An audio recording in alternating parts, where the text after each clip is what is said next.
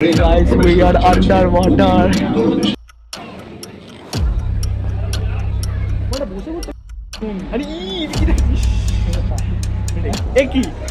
এইরকমই জীবনে বন্ধু পাবে, একসাথে পুরোপুরি আসবে, নিয়ে লক্ষ্যের সময় অন্য পাতে চলে যাবে, আর তুমি সারা রাস্তায় একা চলে যাবে।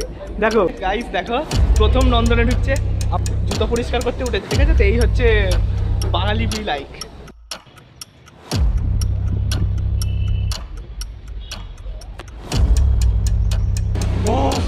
কত ওজন দেখাচ্ছে? 85 কিলো। সৃজিত মুখোপাধ্যায় মানে জাস্ট ফাটিয়ে দিয়েছে। যতটা এক্সপেকটেশন নিয়ে এসেছিলাম তার থেকে অনেক হাই, অনেক হাই।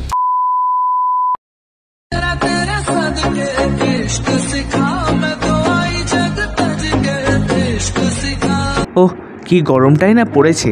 তাই এই গরমে তোমাদের মাথাটা হালকা ঠান্ডা করার জন্য আমি সায়ন্তম তোমাদের কাছে নিয়ে চলে এসেছি আরও একটা নতুন ব্লগ। কোথায় যাচ্ছি সেটা তো থাম্বনেল দেখে বুঝেই গেছো। তাই সকাল 10টার সময় কটকটে রোদে ছাতা মাথায় দিয়ে আমি বেরিয়ে পড়েছিলাম, আর কোন্নগর রেলওয়ে স্টেশন থেকে ট্রেন ধরে সোজা চলে গেলাম হাওড়া স্টেশনে।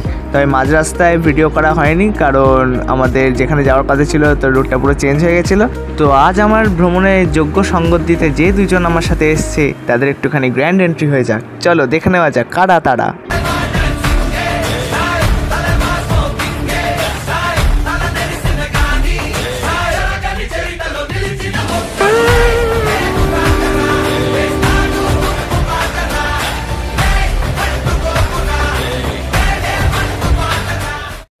তো আজ আমার সাথে যাচ্ছে শুভ্রনীল আর সায়ক। এর মধ্যে সায়ককে তোমরা আগের ব্লগে দেখেছো।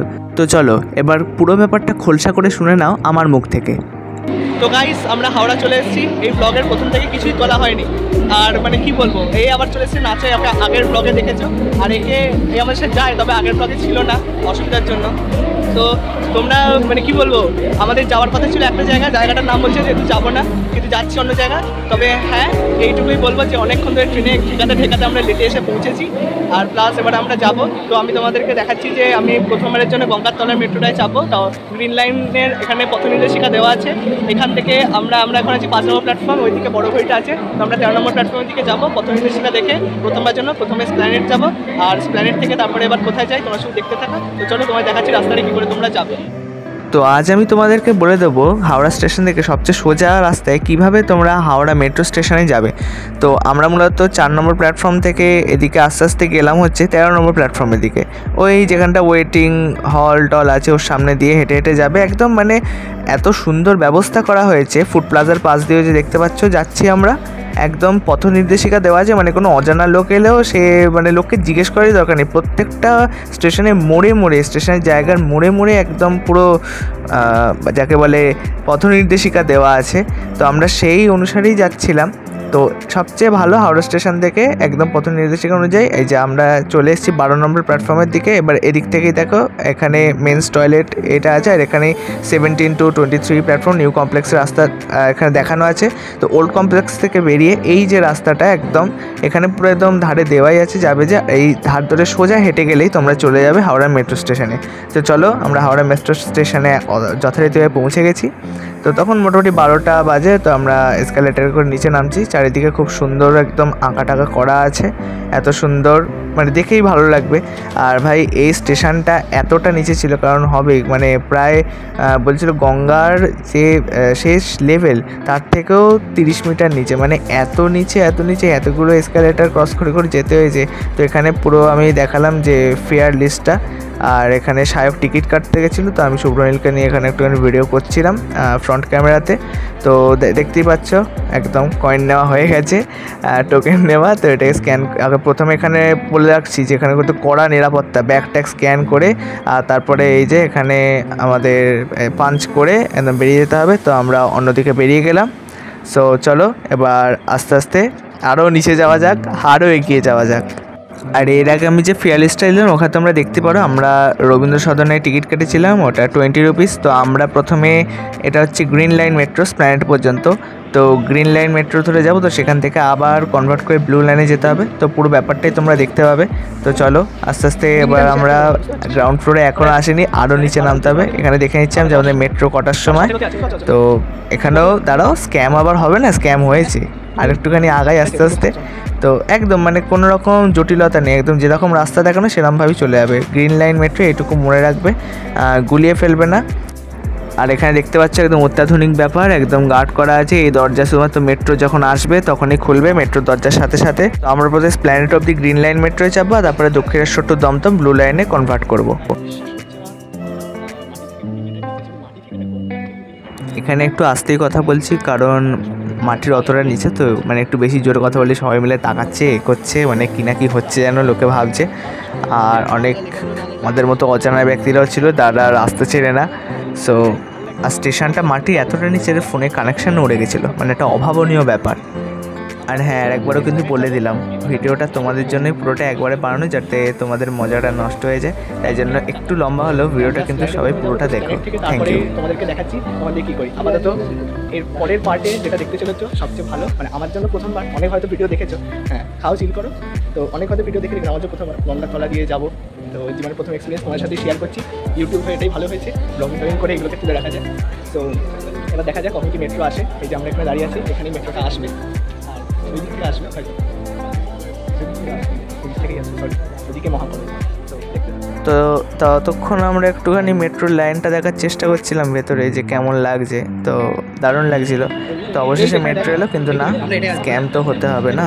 তো এই মেট্রোটা একটুখানি ওয়েট করো, ব্যাপারটা বোঝাচ্ছি যে এই মেট্রোটা কেন আমরা ছেড়ে দিয়েছিলাম। এই যে মহাকরণ দেখতে থাকো, মেট্রো যা, আমরাও সামনে যাই ভিডিও।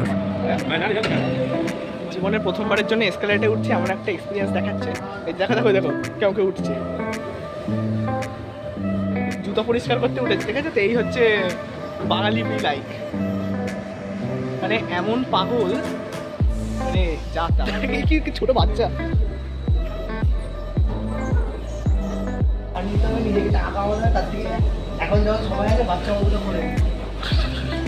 গাইস, এই ভিডিওটা একটু অন্য ধরনের হবে। প্রত্যেক ভিডিওর মতো এবারেও স্ক্যাম হয়ে গেছে, কিছু করার নেই। দেখো কি করছে, আরে কি করছে,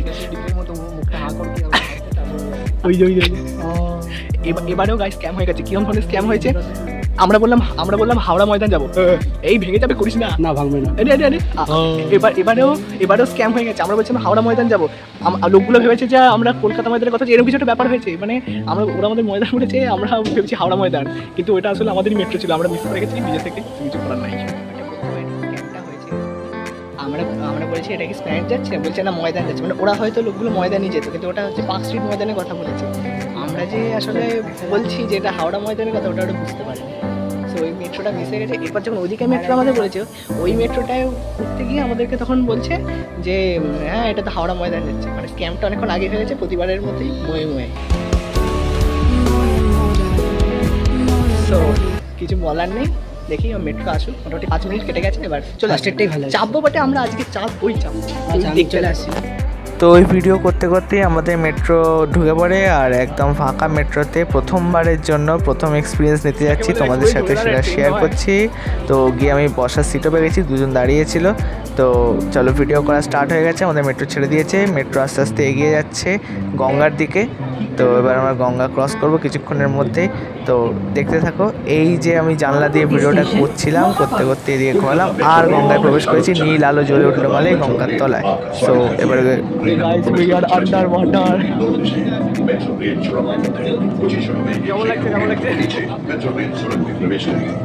আপনারা রয়েছেন মাটি 30 মিটার গভীরে, খবর দিয়ে বয়ে চলেছে গঙ্গা, অনুভব করুন সেই রোমাঞ্চ। আর 30 মিটার গভীরতা ऊपर से बहती गंगा रोमांच का अनुभव करें। ভারতের কোন বড় নদীর তলদেশ দিয়ে গড়ে তোলা প্রথম রেল সুড়ঙ্গ, যা যুক্ত করেছে শতাব্দী প্রাচীন দুই শহর কলকাতা ও हावड़ा। एक प्रमुख नदी के नीचे भारत की पहली रेल सुरंग है, जो सदियों पुराने दो शहरों कलकत्ता और समय लेगेছে মাত্র 66 मिनट। इसे बनाने में केवल 66 दिन लगे। नदी পথ অতিক্রম করে আমরা প্রবেশ করি। তো আমরা গঙ্গা ক্রস করার পরে মহাকরণ স্টপেজে চলে এসেছি। তো কোন দিকে প্ল্যাটফর্ম, কোন দিকে দরজা খুলবে সব অ্যানাউন্স করে দিল। মানে অত্যাধুনিক একদম ব্যাপার স্যাপার, দারুণ কমেন্ট্রি যাকে বলে। তো মহাকরণ স্টেশনে আমরা পৌঁছালাম। তো পৌঁছানোর পরে আস্তে আস্তে আমরা এসপ্ল্যানেডের দিকে এগিয়ে যাচ্ছি। এসপ্ল্যানেডে কিন্তু মেট্রোর দরজা দুদিকেই খুলে যাবে। আর এসপ্ল্যানেডে একটা এটা সুবিধা গ্রিন লাইন মেট্রোতে, যে তোমার ঘাবড়ে যাওয়ার কিছু নেই। যখনই তুমি দেখবে ওই থেকে কোনো মেট্রো এলো মানে সেটা হাওড়া ময়দান যাবে। তো দেখতে পাচ্ছ আমরা এসপ্ল্যানেডে নেমে পড়েছি। তো আমরা নেমে পড়েছি ঠিকই, কিন্তু এবার আমাদেরকে গ্রিন লাইন থেকে ব্লু লাইনে যেতে হবে। মানে এটা তো হাওড়া ময়দান থেকে এসপ্ল্যানেড, আর ওদিকে লাইনটা যাচ্ছে হচ্ছে দক্ষিণেশ্বর থেকে দমদম। তো আমরা এবার ওই লাইনের দিকে আস্তে আস্তে চলে যাব। তো গ্রিন লাইন মানে হচ্ছে হাওড়া ময়দান থেকে এসপ্ল্যানেড, আর ব্লু লাইন মানে হচ্ছে ওইদিকে দক্ষিণেশ্বর থেকে দমদম, ওদিকে কবি সুভাষ, ওই সব স্টেশনগুলো। তো এটা মনে রাখবে।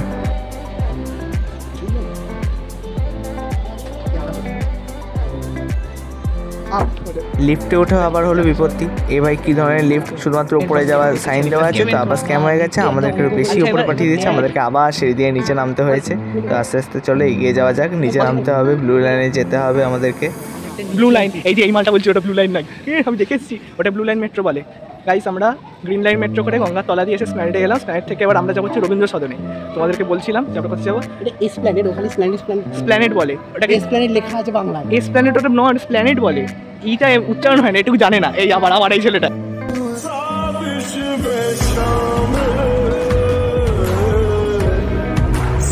এই ছেলেটা দেখ সব জায়গায় বাংলায় এসপ্ল্যানেড লেখা। ওটা এখানকার লোক যায় না বলে লিখেছে। হ্যাঁ মানে এখানকার লোক যায় না বলে লিখেছে।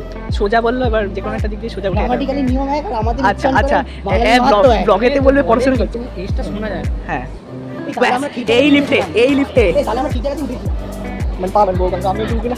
এ কি এইরকমই জীবনে বন্ধু পাবে, একসাথে পুরোপুরি আসবে, নিয়ে লক্ষ্যের সময় অন্য পাশে চলে যাবে, আর তুমি সারা রাস্তায় একা চলে যাবে। দেখো গাদ্দারি কেন, গাদ্দারি। গাইস মনে হচ্ছে আমি জমালয়ে উঠছি, বুঝলে তো? হাইটটা শুধু দেখো এখানে গাইস, পোতটা চিমটে যাবে তখন বুঝবি। তো লিফটের হাইট দেখে নিশ্চয়ই বুঝে গেছে যে গ্রিন লাইন থেকে ব্লু লাইনে যাওয়ার কতটা ঝামেলা আর কতটা সময় সাপেক্ষ ব্যাপার। তো যাই হোক, এই এসকালেটারে চেপে আমরা উপরে চলে এসেছি।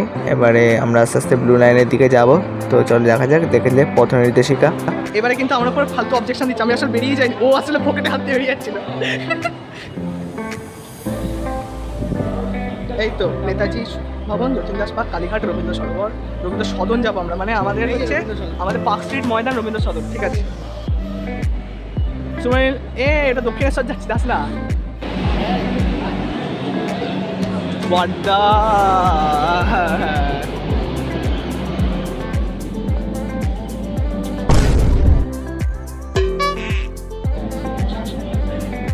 कौन है ये लोग? कहाँ से आते हैं? আমি জানি না ভাই, আমার ভিডিওতে কেন দাদুরা রিয়াকশান দেয় আমি জানি না, আর দাদুরাই আসে আমার ভিডিওতে। তো চলো, রবীন্দ্র সদন স্টেশন আসছে, তো তার আগে চারদিকটা মেট্রো দেখে নিচ্ছি।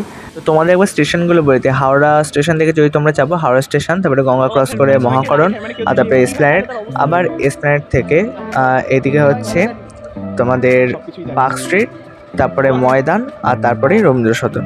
সো চলো এবার এগিয়ে যাওয়া যাক। চলো বলো গাইস, আমরা স্প্ল্যানেড থেকে এসে গেছি রবীন্দ্র সদনে, আর রবীন্দ্র সদন থেকে ওপরে উঠে এক্সাইড মহর হয়ে আমরা এখন যাচ্ছি নন্দনে।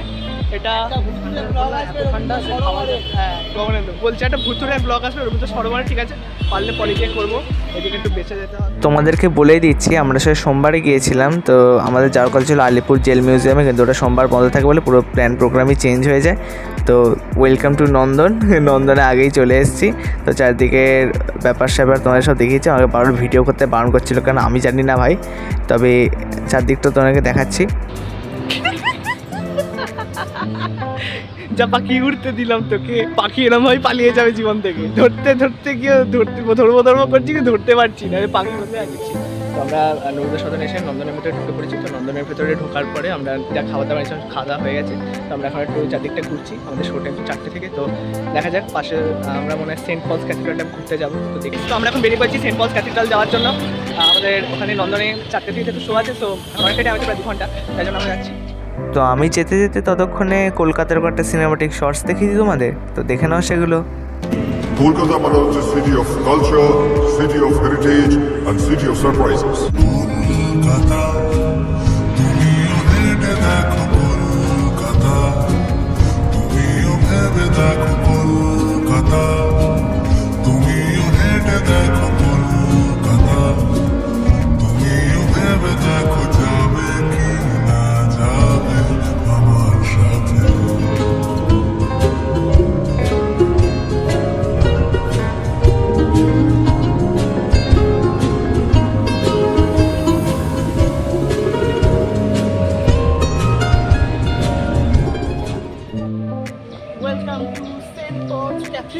চলো চলো।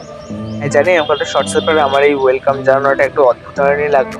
তো যাই হোক, এটা আমার সেকেন্ড টাইম। এর আগে আমি একবার এটাতে এসেছি। তো আমার সঙ্গে যে দুটো বন্ধু এসেছে তারা কোনোদিন আসেনি, তো তাদেরকে বিশেষত দেখানোর জন্য এনেছিলাম। তো এটা কলকাতার সবচেয়ে পুরনো চার্চগুলোর মধ্যে একটা, অনেকই পুরনো। তো ভেতরে ঢোকার সময় 10 টাকা করে টিকিট কাটানো, ওটা একটা স্লিপ কাটাই বলে, এটা কেউ দেখেও না। কারণ এরা গরিব যেসব বাচ্চারা থাকে, পথশিশু, তাদেরকে সাহায্য করে।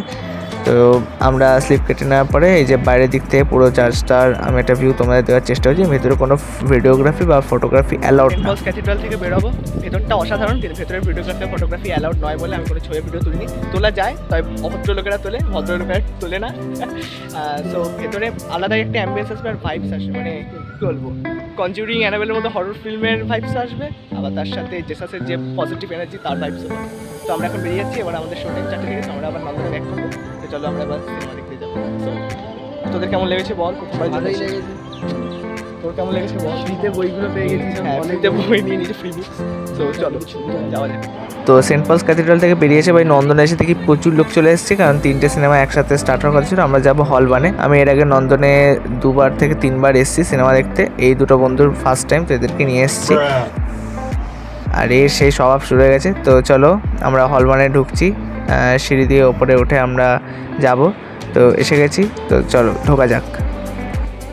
এই প্রথম দুজনে নন্দনে ঢুকছে গাইস, দেখো প্রথম নন্দনে ঢুকছে, আমার থার্ড টাইম। ভেতরটা ঢুকে যথারীতি অসাধারণ, কারণ কাঠফাটা রোদ থেকে এসিতে ঢুকে কার না ভালো লাগে তো বলো। এত বড় পর্দা, আর আমরা সিটটাও খুব সুন্দর জায়গায় নিয়েছিলাম। এখানে 30 রুপিস, 50 রুপিস আর 70 রুপিসের ব্যালকানি সিট তোমার পেয়ে যাবে। সরকারি জায়গা, যথারীতি দাম কম, তো যথারীতি খুবই ভালো কমফর্ট। আর সিনেমা শুরুতে কিছুক্ষণই ছিল, তো আমরা কোন সিনেমা দেখতে এসেছি সেটা আগে ব্যানারটা দেখতে পেলে কিছুক্ষণ আগেই, 1 মিনিটও হয়নি। সো চারদিকে তখনও কিছু শুরু হয়নি, তো আমরা দেখছি।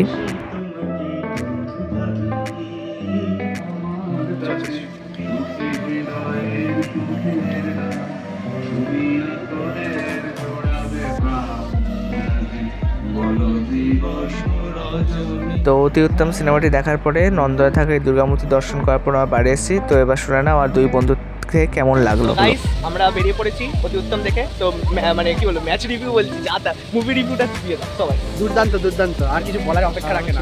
সৃজিত মুখোপাধ্যায় মানে জাস্ট ফাটিয়ে দিয়েছে। যতটা এক্সপেকটেশন নিয়ে এসেছিলাম তার থেকে অনেক হাই, অনেক হাই। মানে মেন ব্যাপারটা তুমি কি শিখলে? ছোট্ট একটা মেন ব্যাপার কোনটা বলবো? উত্তম কুমারকে নিয়ে বলবো না ভালোবাসাকে নিয়ে বলবো? দুটোই তো ওতপ্রোতভাবে জড়িত।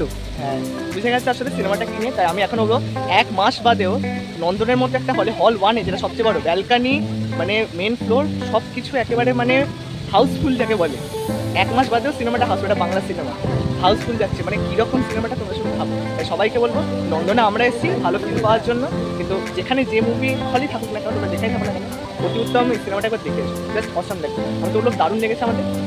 হলের ভেতরে কিছু ভিডিও করতে পারি, সব কিছু করা যায় না, তাই জন্য আমরা ওইটুকুই দেখেছি। তো আমরা এবারে মুভি দেখা খুব ভালো হয়েছে, স্বাধীনটা খুব ভালো কাটবে। এবার আমরা এখান থেকে বেরিয়ে যাবো, যে রাস্তায় এসছিলাম সেই রাস্তায় ফিরে যাবো।